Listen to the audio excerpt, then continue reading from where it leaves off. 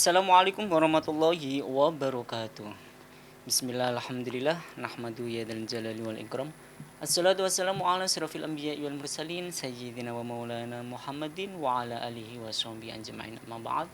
Kaum muslimin pendengar setia Radio Dais dan juga pemirsa MAJT TV serta TV-ku dimanapun Anda berada.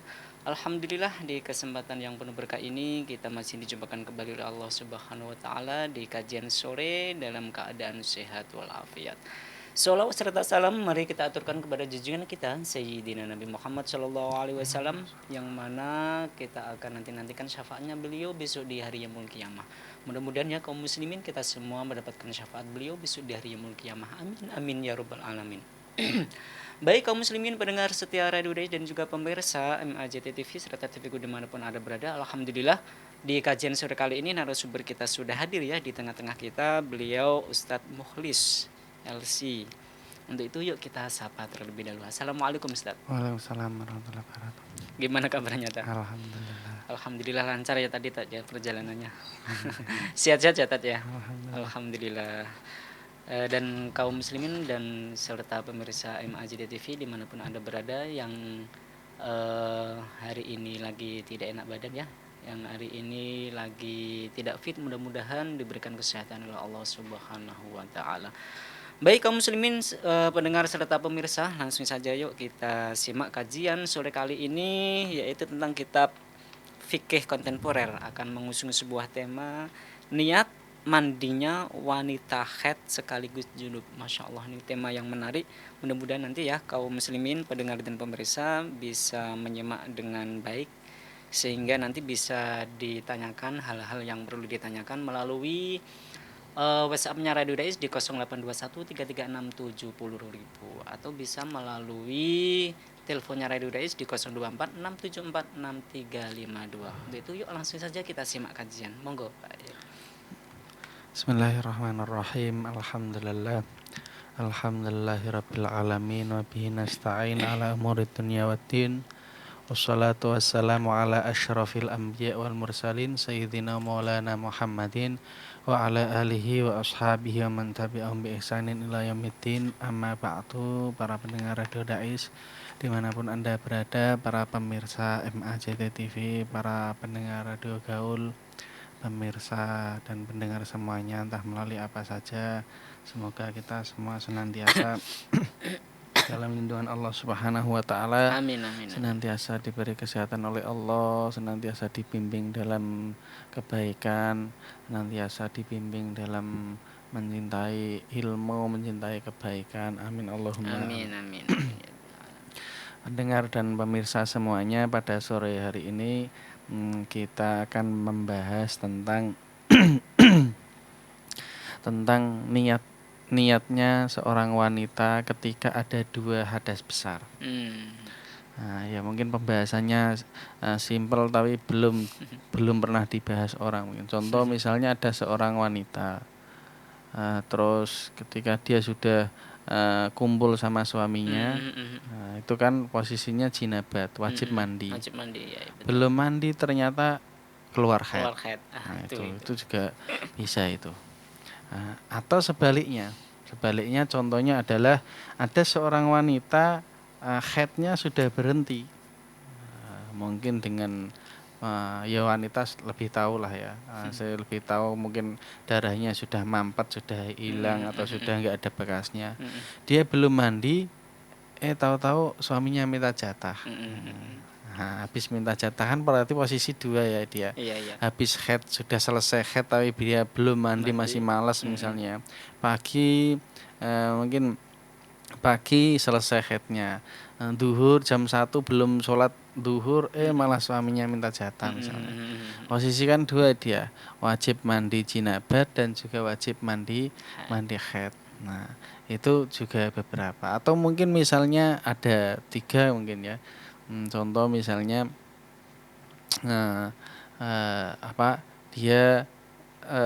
dia suaminya minta jatah pas ketika posisi hamil besar. Setelah posisi hamil besar suaminya minta jatah, di tengah-tengah pas minta jatah langsung setelah itu keluar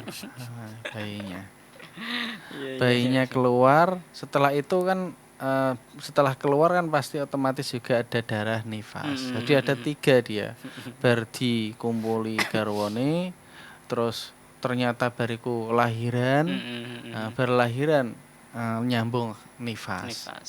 Nah, itu kan ada 3 kewajiban dia wajib mandi wajib. Nah, pertanyaannya adalah, nah apakah cukup hanya satu mandi sekali mandi atau mandinya sendiri-sendiri?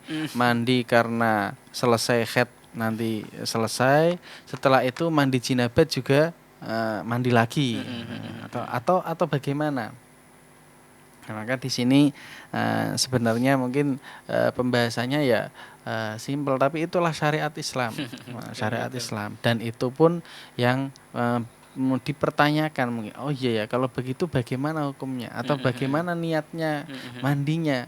Maka disitulah ya kita harapannya ya ilmu ini adalah bermanfaat dan bisa diamalkan gitu.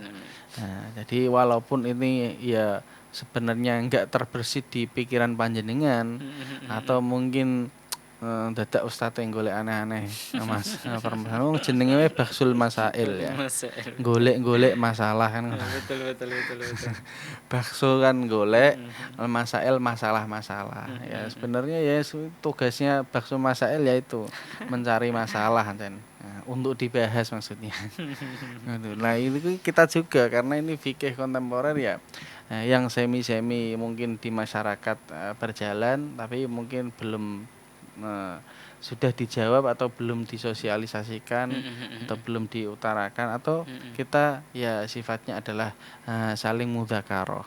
Saling pokoknya bahas ilmu intinya. Semoga saja harapannya bermanfaat dan juga bisa diamalkan oleh para pendengar dan pemirsa seperti itu. Betul. Nah, kita kembali kepada permasalahan yaitu ketika ada seorang wanita selesai haid misalnya. Pertanyaannya adalah nek selesai haid belum mandi, apakah suaminya ketika minta jatah boleh melayani? Nah, itu kan juga pertanyaan toh. Betul. Itu juga pertanyaan. Karena itu loh kan saya belum mandi Mas. Nah, kok kesusumen, maksudnya saya tak mandi sih. Atau bisa langsung. Nah, itu.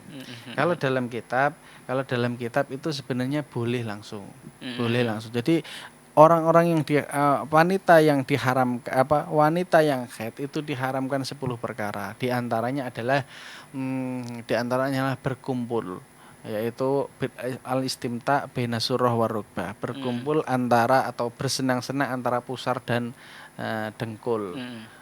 Tapi ada ulama mengatakan kecuali jima, kecuali hanya bersenggama. Kalau misalnya hanya senang-senang atau hanya mungkin tidur di pupunya sang wanita atau apa masih boleh, kecuali hanya menjimat. Nah, pertanyaannya tadi adalah apa? Yaitu bagaimana ketika haidnya sudah selesai belum mandi? Maka menurut ulama itu boleh ya. Belum haid selesai belum mandi, suaminya minta jatah boleh melayani suaminya. Nah, nanti pertanyaannya, lah terus mandinya bagaimana? Nah, inilah yang akan kita bahas. Dalam kitab Al-Um langsung ya Imam Syafi'i. Qala Syafi'i, idza asabatil mar'atu janabatan tsumma hadat. Ketika seorang perempuan jinabah berkumpul suaminya, lalu setelah itu haid, qabla an taghtasila minal janabah. Sebelum dia mandi dari jinabat. Jadi posisinya suami minta jatah, durung mandi malahan haid. Lam yakun 'alaiha ghuslul jinabah wa hiya haidun li'anna idza innama taghtasilu fatadhuru bil ghusli. Nah, yaitu hukumnya adalah bagaimana hukumnya? Yaitu ajza'aha ghuslun wahidun. Maka cukup bagi perempuan tersebut cukup satu mandi saja. Satu mandi dua niat. Jadi nawaitul ghusla li raf'il hadasil akbar. Nah, saya niat mandi menghilangkan hadas besar. Hadas besar itu mencakup apa? Ya jinabat, ya haid, ya nifas, ya hamil dan sebagainya. Jadi cukup. Karena apa?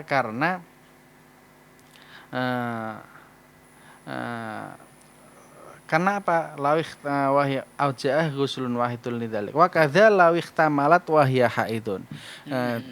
Begitu juga ketika orangnya hamil atau melahirkan, dia posisi haid atau nifas juga. Nah, dua mandian, dia ngelahirkan wajib mandi dan juga posisi nifas juga wajib mandi setelah itu ya maksudnya. Maka bagaimana? Ya cukup dengan satu mandian. Karena apa? Dua-duanya itu adalah yang penting mandi wajib.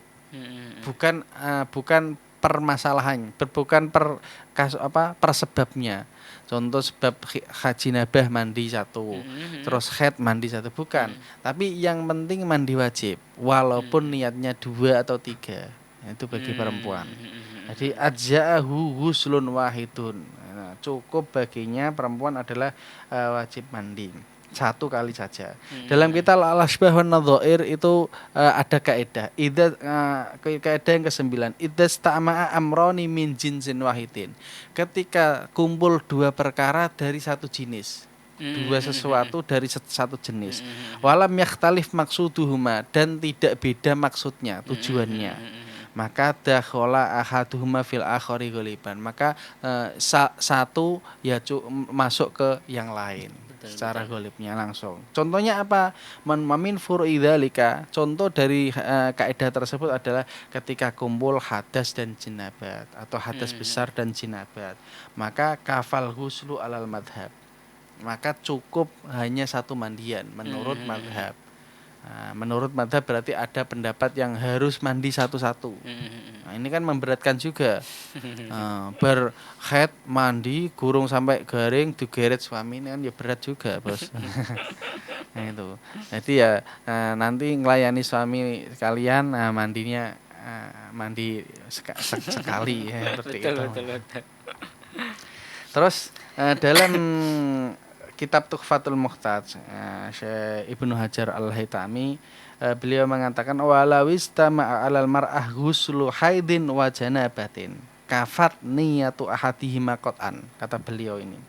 Jadi kitab Tuhfatul Muhtaj yaitu ketika kumpul bagi perempuan yaitu kewajiban mandi haid dan mandi janabat, maka kafat niyatu ahadihima, cukup niat salah satunya bahkan malah ini.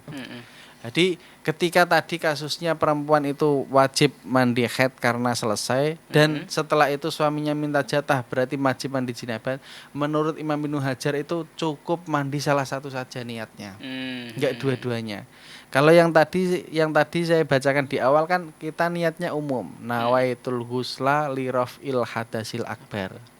Jadi niat mandi menghilangkan hadas besar. Betul. Kan mencakup ya hadas besar, ya haid, ya jinabat, ya hamil dan sebagainya. Betul. Tapi kalau Imam Ibnu Hajar malahan simpel, yaitu cukup salah satunya saja. Yang lain enggak usah diniati pun akan masuk.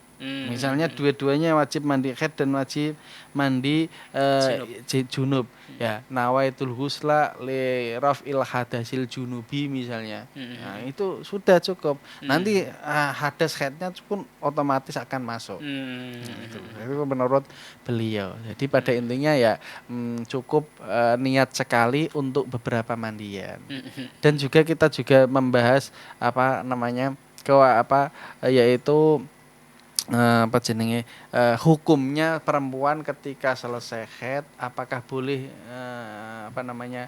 ketika suaminya minta jatah, ya ini hukumnya boleh asalkan jelas-jelas yaitu dalam posisi yang haidnya itu selesai. Nah, permasalahan yang lain kita akan melebar ya, karena ini judulnya agak-agak jagong santai.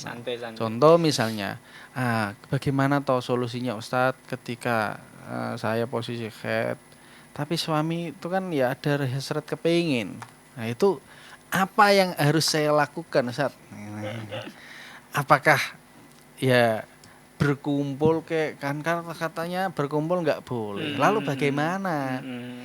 Soalnya kan kasihan suami. Betul. Juga. Dan juga saya juga takut suami saya aneh-aneh nanti seperti itu. Suami saya malahan gimana. takut. Khawatir nanti malah keluar nanti Iya. bahaya lagi. Berbahaya, enggak bahaya tuh kan gitu tuh. Betul. Itu. Lalu itu bagaimana? Ada beberapa solusi dari para ulama. Berapa solusi? Solusi yang paling ekstrim ada juga.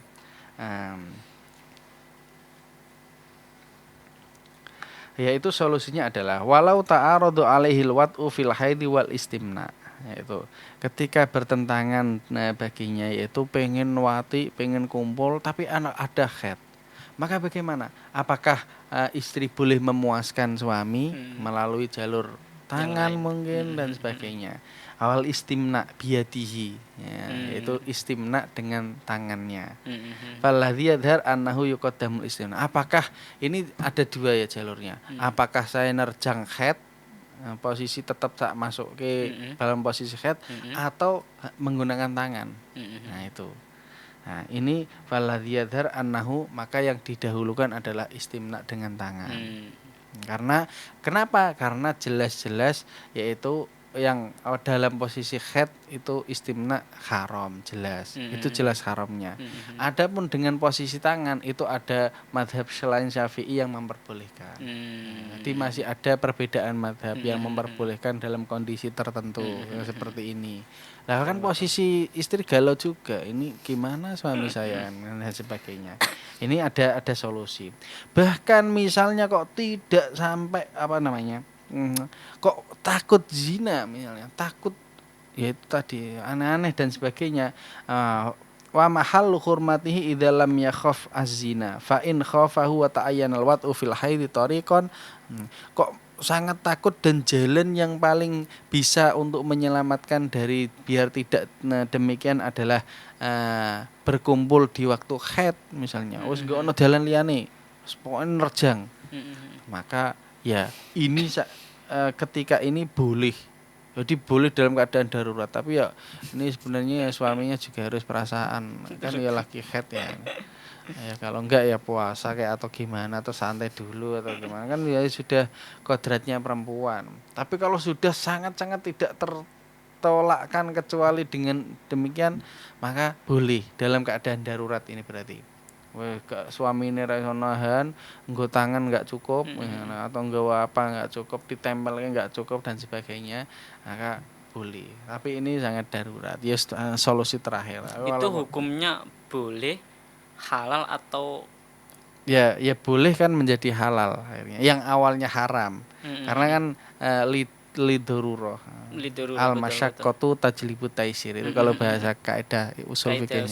Ya, betul. Jadi kesulitan ya dia posisi darurat boleh. Nah, ya, boleh itu karena darurat. Yang asli hukum asalnya adalah haram. Betul. Nah, seperti itu. Jadi ini ada beberapa solusi bagi perempuan yang mungkin kalau galau suaminya pengen ketika waktu libur bagaimana. Tapi yang tadi kita kan membahas yang tadi yaitu hukum mandinya bagaimana. Ya, jadi kita bisa menjawab beberapa kasus dan beberapa permasalahan. Nah, semoga saja juga ada manfaatnya. Nanti kalau ada apa-apa bisa ditanyakan langsung. Seperti itu. Gitu. Betul. Sudah, Tat. Alhamdulillah ini penjelasannya sangat padat, ringkas, jelas. Mulai dari sebab akibatnya dari sebuah persoalan yang tadi ada materinya tadi ya, niat mandinya wanita haid sekaligus junub itu ada yang perbolehkan dan juga ya ada perbolehkan tapi ada sedikit geser sedikit gitu. Tapi yang di masalah di sini Pak Ustadz. Jadi kalau kita memahami sejauh ini memang mohon maaf ya, seorang perempuan itu kategori tentang toharoh itu memang minim bagi seorang perempuan, karena ya kebiasaan mereka ya tertutup gitu loh, karena itu kan sifatnya tertutup. Beda kalau terbuka, pasti insya Allah mereka saling memahami.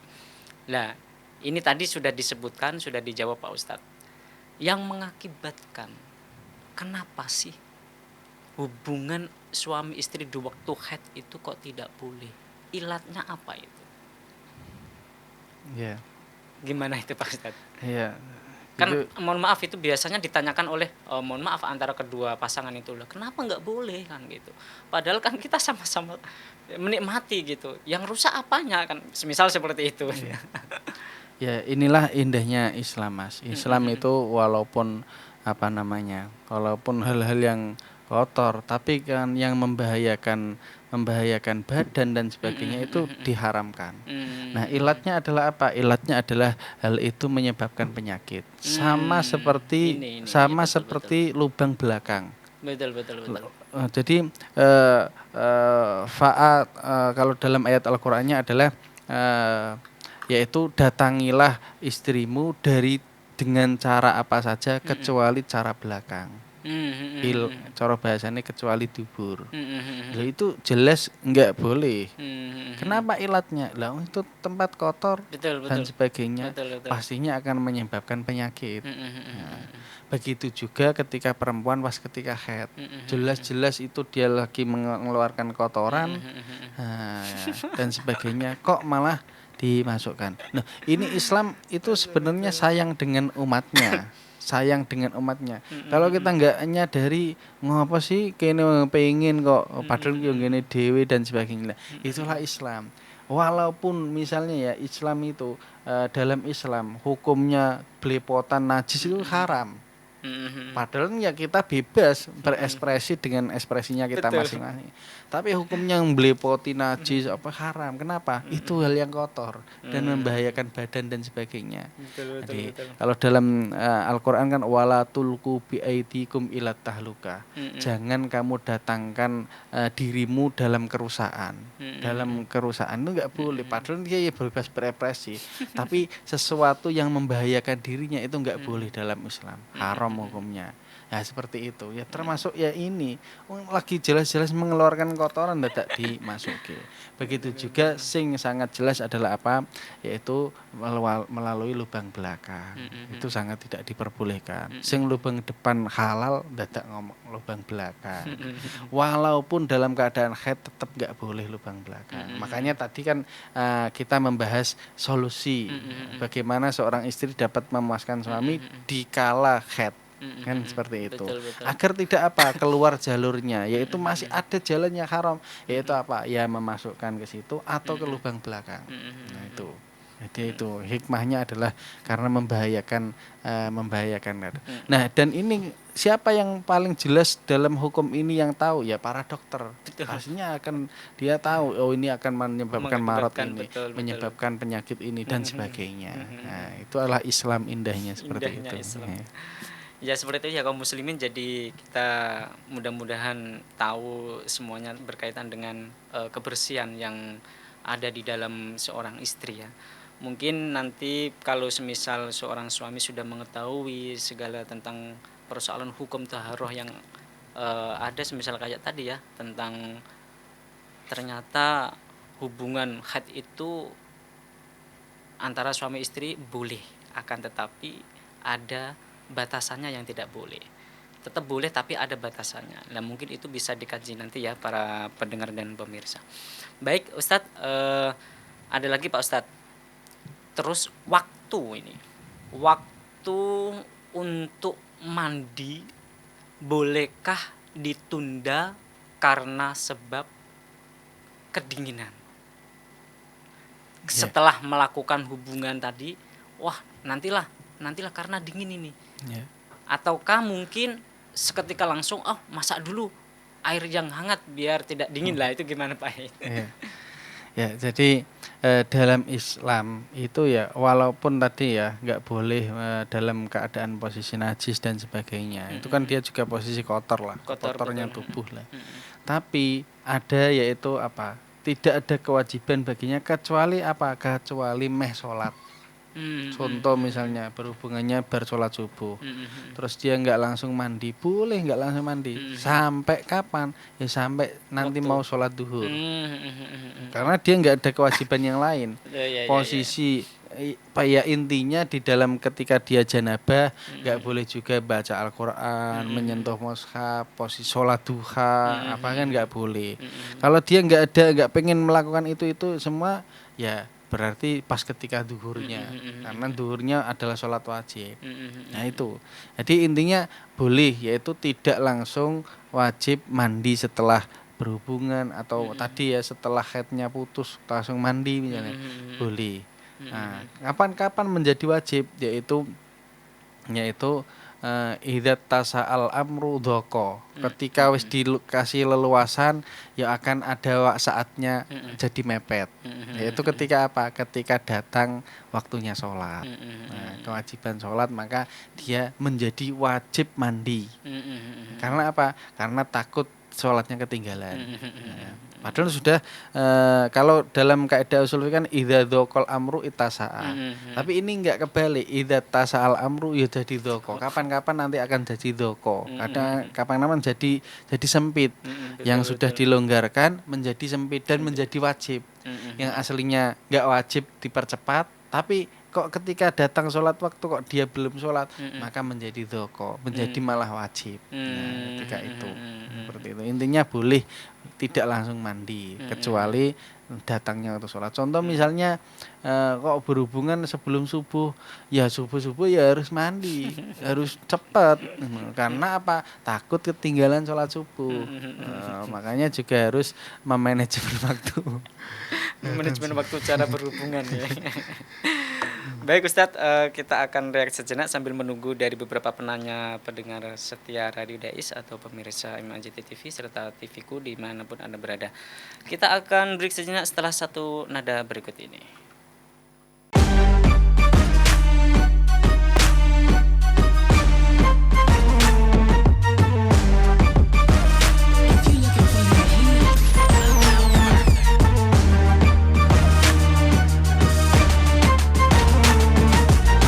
Singkat Radio Dais telah mengudara sejak 23 September 2006. Radio berfrekuensi 107,90 MHz yang bertempat di lantai 1 Menara Al-Husna kawasan Masjid Agung Jawa Tengah merupakan radio yang bukan hanya menampilkan dakwah syiar agama Islam, tapi ternyata yang lain adalah Dais menyajikan acara hiburan, pendidikan, dan informasi dengan format Islami. Saatnya disapa dulu ya, udah gabung via SMS-nya. Berjumpa kembali bersama saya Conan di dalam acara Uswa. Kita akan membahas segala sesuatu yang berkaitan dengan tanaman kaum muslim. Masih dalam acara Salam Pagi. Kaum muslim, sesaat lagi kita akan bergabung dengan Masjid Agung Jawa Tengah untuk menantikan azan sholat zuhur. Senang sekali Kak Fajar pagi hari ini bisa menemani adik-adik semua dalam acara siaran anak RA. Selain itu, Dais mempunyai keunggulan untuk memikat hati para pendengar dan berbeda dari radio lainnya, yaitu adanya segmen dialog interaktif mengenai syiar agama Islam yang sangat dibutuhkan setiap masyarakat. Radio Dais menjangkau daerah Semarang, Demak, Kendal, dan sekitarnya. Bagi pendengar yang berada di luar kota, tidak perlu takut ketinggalan berita. Kini, Baik kaum muslimin pendengar setia Radio Dais dan juga pemirsa MAJT TV serta TVku dimanapun Anda berada, silakan sekali lagi yang ingin bertanya bisa melalui WhatsApp-nya Radio Dais di 0821 336 70.000 atau bisa melalui teleponnya Radio Dais di 024 674 6352. Kita masih berbincang-bincang ngobrol tentang niat mandinya wanita haid sekaligus junub tadi. Ya mungkin sedikit banyak yang kita tidak tahu persoalan ini di rumah tangga kita, Ustaz. Kadang tidak menghiraukan pentingnya toharoh, kadang hanya sekedar setelah junub dia tidur sampai meninggalkan sholat bahkan. Nah hal yang seperti itu sebenarnya itu kan tidak boleh karena tadi ketiduran, ya udah karena itu ketiduran kan seperti itu. Nah, hal yang seperti ini itu secara tidak disengaja, apakah orang yang seperti ini tadi ketiduran ini tadi, mohon maaf tanda kutip, akan mendapatkan dosa atau pahala dari Allah itu? Gimana Ustaz itu? Ini pahala yang enggak. Dia udah enggak sholat pahala tidur. Ya, Gimana, jadi gimana? ada hukumnya tidur. Kalau dalam kitab Fathul Mu'in itu disebutkannya hukum tidur. Bagaimana hukumnya tidur? Kalau tidurnya itu sebelum waktunya sholat, itu hukumnya boleh-boleh saja. Walaupun nanti kadang tahu nggak bangun ketika sholat. Betul, betul. Tapi kecuali yakin nggak bangun ya, ini masih makro.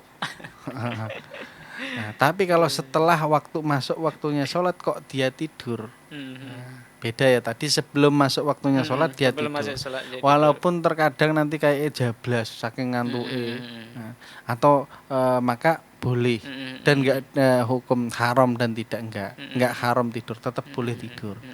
Kecuali jelas nanti enggak bangun, maka bisa jadi makruh. Jadi antara mubah dan makruh saja. Oh gitu. Iya. Tapi kalau setelah masuknya waktu sholat,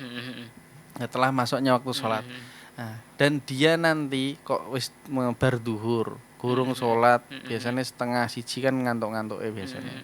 Nah, kok dia tidur, kok tidak punya keyakinan nanti bangun, berarti keyakinannya bakalnya jablas, maka hukumnya haram. Hati-hati ini ya. Kok ada keyakinan nanti bangun, hukumnya masih makruh Masih atau makruh. boleh. Di makruh sampai ke haram. Tapi kalau sebelum masuk waktunya sholat itu mubah dan makruh. Jadi kalau setelah masuk waktunya sholat kok dia tidur, kok nggak punya keyakinan nanti bakal bangun sebelum keluar waktu sholat, itu hukumnya haram tidurnya haram. Nah, ini pertanyaannya berarti tengah malam ini. Ya sebenarnya tengah malam gue subuh gak bangun piye wis bar ngono dan sebagainya. Ya sebenarnya secara fikih itu seperti itu, tapi jangan dijadikan kebiasaan. Karena semakin menjadi biasa kok meninggalkan sholat dan sebagainya walaupun alasannya tidur dan sebagainya, ya itu adalah min alamatil munafikin. Nah, termasuk suwe-suwe dadi wong munafik. Betul. Jari turu oleh sebelum waktu engko kawanan ndak apa-apa misalnya dan sebagainya. Nah, itulah yaitu kusala. Yaitu wa idza qamu ila sholati qamu kusala yuraunan nasa wa la yadhkurunallaha illa qalila. Tanda-tandanya orang munafik adalah dia ketika sholat itu ya malas-malasan, menggampangkan, santai-santai dan sebagainya. Oh, oleh hukumnya turu jare Pak Ustaz, tak turu lah subuh kan ora dosa misalnya. Nah, itu diantara tanda-tanda orang. Nek sekali ketika misalnya sekali ndelalah dia jenenge kecapean bener misalnya. Nah, itu masih bisa istighfari. Tapi kalau sudah menjadi kebiasaan dan dia menganggap benar, menganggap bahwa enggak dosa, ini yang akan diantara tanda-tandanya orang yang orang yang fasik atau munafik. Terus gini Tat, masih persoalan tadi hubungan tadi. Kalau ketiduran tadi sampai subuh bangun, jadi kan kita meninggalkan sholat subuh, terus mereka melakukan hubungan lagi, itu kan mohon maaf sama saja dengan merendahkan. Yang kedua, apakah itu termasuk kategori seperti hubungan layaknya suami istri yang sedang haid tadi, istri kan dalam keadaan kotor itu masih hubungan lagi. Kayaknya mohon maaf karena ini terlalu ganasnya seorang biasanya. Iya. Memang ini yang berani mempertanyakan ini laki-laki memang. Betul. Jadi kata Rasulullah, ada sahabat perempuan sama pernah malu-malu di hadapan Rasulullah, dan itu keadaan posisi itu istihadah. Istihadah itu kok biasanya haidnya saya kurang dari 15 hari, kok ini malah lebih. Akhirnya nanya ke Rasulullah dengan keadaan malu-malu, sangat malu. Jadi tetap wajib sholat. Dia Rasulullah tetap jawab, tapi ya inilah gambaran perempuan. Sebenarnya itu dia mempertanyakan hukum, tapi ya saking malunya, nggak mungkin. Ustaz, gimana kalau 2 kali kan belum sholat atau belum mandi? Kok belum mandi minta lagi ya? Itu misalnya sebenarnya ya hukumnya bagaimana? Ya hukumnya boleh asalkan nggak masuk waktu sholat. Kalau waktu sholatnya sudah mau habis kok dia minta lagi, ya ini yang akan menjadi haram. Sudah dibebaskan malahan ngelunjak. Ya, bahasanya kan seperti itu. Makanya kan tadi kaidah fikihnya saya utarakan, idza tasal amru dhoko. Ketika perkara wis diluaskan, ya terkadang akan menjadi sempit di momen-momen tertentu. Nah, tapi kalau kaidah aslinya idza dzaqal amru itasaa. Ketika sesuatu menjadi mepet, maka akan ada kelonggaran. Tapi ini enggak, wis dilonggarke malah ngelunjak. Wis diolehke sampai bar subuh harusnya ndang adus, ndang salat, malah enggak, malah njaluk jatah meneh. Nah, ini kan sampai keluar waktu salat. Nah, ini kan namanya dikasih keringanan tapi ngelonjak. Dikasih dibolehkan tapi malah njaluk lebihnya itu. Maka itu yang menjadi haramnya. Harusnya boleh aslinya. Misalnya duhu bar subuh wis bar salat bar subuh. Engko sebelum salat duha bariku meh salat duhur meh adus njaluk meneh. Sampai 5 kali seperti waktu sholat fardu dulu. 5 kali. Biasanya nganten anyar memang. Boleh saja asalkan tetap yaitu kewajiban sholat itu tetap dijalankan dan sebagainya, dan posisinya dalam keadaan suci dan sebagainya. Apa yang tidak boleh bagi orang yang jinabat kan ada 6. Sholat, tawaf. Sholat nggak boleh haram, harus mandi dulu. Tawaf juga menyentuh mushaf, membawa mushaf, menyentuh atau membawa, nyentuh itu ndemik. Terus membaca Al-Qur'an dan diam di masjid yang nomor 6. Jadi bagi orang yang jinabat nggak boleh diam di masjid. Kayaknya nggak mungkin. Tapi bisa mungkin. Yaitu apa? Biasanya wong nom-noman, wong masjidan. Turun yang masjid, nah mimpi basah. Nah, harusnya dia cepet-cepet dan keluar ke masjid karena dia posisi jinabat, tapi masih malah ngongkrong di mbek udut sih. Nah, itu haram hukumnya. Itulah pemuda. Ya. Nah, itu kan posisi dia jinabat. Kalau tadi kita bahasnya jinabat suami istri, ini enggak. Jinabat karena nasibnya belum menikah kan gitu. Baik Tat, ada pertanyaan lagi Tat. Ini yang mudah-mudahan ini para pendengar juga pertanyaannya perwakilan dari saya.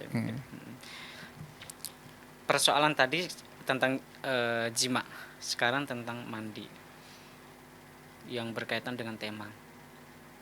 Terus syarat-syarat mandi atau bagaimana cara mandi yang benar ketika itu termasuk dalam kategori mandi besar. Iya. Nah, ini sangat penting ini karena ini kadang banyak dari kita itu tidak tahu kewajiban ketika seorang mandi itu yang dibasuh apa saja misalnya dan sebagainya. Iya, itu. Jadi fardunya mandi itu yang penting ada niatnya dulu. Niat yaitu nawaitul ghusla li raf'il hadasil akbar. Niat mandi mengangkat hadas besar. Itu boleh pakai bahasa Indonesia juga boleh, nggak harus pakai bahasa Arab seperti saya misalnya. Gimana Ustaz lafadznya? Ulangi ya, tak ulangi. Nawaitul ghusla li raf'il hadasil akbari fardhon lillahi ta'ala. Yang kedua adalah meratakan air ke seluruh tubuh. Itu kewajibannya. Nah, tubuh yang wajib dibasuh itu mana saja? Ini yang terkadang orang masih belum jarang sempurna. Yang tahu ya. Iya. Yaitu dikiranya yang penting gebyur atau peng 10 sudah selesai sudah. Tapi ada kewajiban yang lainnya, itu diantaranya adalah apa? Mulut. Karena apa? Mulut termasuk anggota yang luar. Ketika dia berbicara kan ya ketok. Ketika dia angop ketok. Keterlihatan, maka itu juga wajib dibasuh. Terus apalagi dalamnya kuping telinga, yang ya, itu betul. kelihatan ketika dilihat dari luar, itu juga wajib dibasuh, dikasih air. Mana lagi contoh yaitu pusarnya, kadang orang gemuk pusarnya kan melebu. Nah, itu juga harus wajib dikasih air, dimasukkan ke dalam pusar. Nah, itu perempuan juga harus apa? Harus ada sampai ke itunya itu sampai masuk. Dalam artian posisi harus jongkok, harus memastikan bahwa air itu sampai ke dalam. Nah, ini kan posisi meratakan air. Kalau bersih ya harus bersih. Sebelum selesai mandi harus bersih juga. Tapi kan ini pembahasannya adalah meratakan air itu gambarannya bagaimana. Kalau yang gebyur jelas gebyur, tapi kan terkadang belum nggak berkumur bisa saja, atau ngebyur tapi nggak meneliti lembitan itu ya apalagi khususnya bagi orang yang mungkin gemuk ya, ada perutnya ada lempitan nih. Betul, betul. Nah itu kan harus diteliti dan air harus jelas masuk ke situ. Ketiak juga bareng biasanya. Ketiak, terus mungkin mata, pelopak mata, atau mungkin tangannya sing kapalen. Nah, itu juga harus. Atau mungkin kakinya yang apa jenenge? Bolong-bolong apa jenenge iku? Kurapen apa. Nah, atau kakinya yang bolong-bolong. Itu juga harus diteliti sampai ke dalam apa jenis jamuran sampai ke dalam, yaitu harus diteliti. Atau mungkin kakinya sing yang ketigo atau kemaro nelo.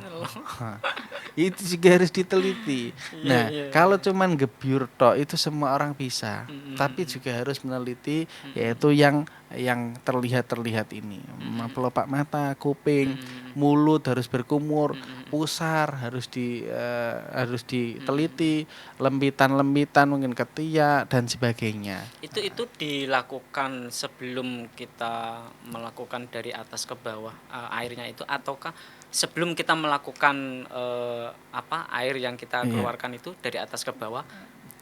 Ya. Ataukah itu sesudahnya? Ya. Jadi kapan toh mandi itu dianggap dimulai? Dimulainya itu adalah ketika dia ngebyur sekaligus niat. Misal ada orang ngebyur pas niatnya pas neng kaki. Nah, misalnya. Nah, ini sing dianggap awal adalah kakinya. Lagi setelah itu setelah ngebyur di atas dianggap semua. Tapi sebelum kaki berarti belum dianggap. Jadi niatnya adalah ketika dia niat. Niatnya pas ketika basuh basuh perut atau basuh berarti yang kepala belum dibasuh posisinya. Karena dia sebelum itu meskipun dia sudah ngebyur tapi belum niat. Belum niat, berarti bukan termasuk. Iya, berarti harus wajib mengulangi basuhnya setelah niatnya. Contoh lagi, kasusnya akan berkembang. Berkembangnya itu adalah ketika air yang mustakmal. Itu. Air yang mustakmal itu yang posisi yang bagaimana? Yaitu posisi yang dia setelah niat. Kok dia mandi sebelum niat, maka cipratan air enggak jadi mustakmal. Wong dia mandinya mandi kok gebyuran biasa kayak orang kelangi, kayak orang renang ibaratnya. Enggak dianggap wala sunnah wala wajib kan enggak ada. Dia enggak niat. Nah, ketika dia mandi wajib. Nah, air yang mengalir itu dari tangannya itu mustakmal semua. Maka setelah dia niat sekali itu sampai dia meratakan badan sampai menganggap saya sudah cukup mandinya. Sampai selesai sampai sini. Baru ini sudah selesai. Dan cipratan airnya selesai juga. Enggak jadi mustakmal juga. Contoh misalnya saya mandi setengah jam. Nah, 2 menit kan saya sudah selesai, sudah rata semua. Maka betul. Saya ini sudah kewajiban mandinya selesai. Tak selesaikan sampai sini. Betul. Nah, 10 menit ke belakang itu kan saya masih mandi lama ya, masih 30 menit mandinya saya ya.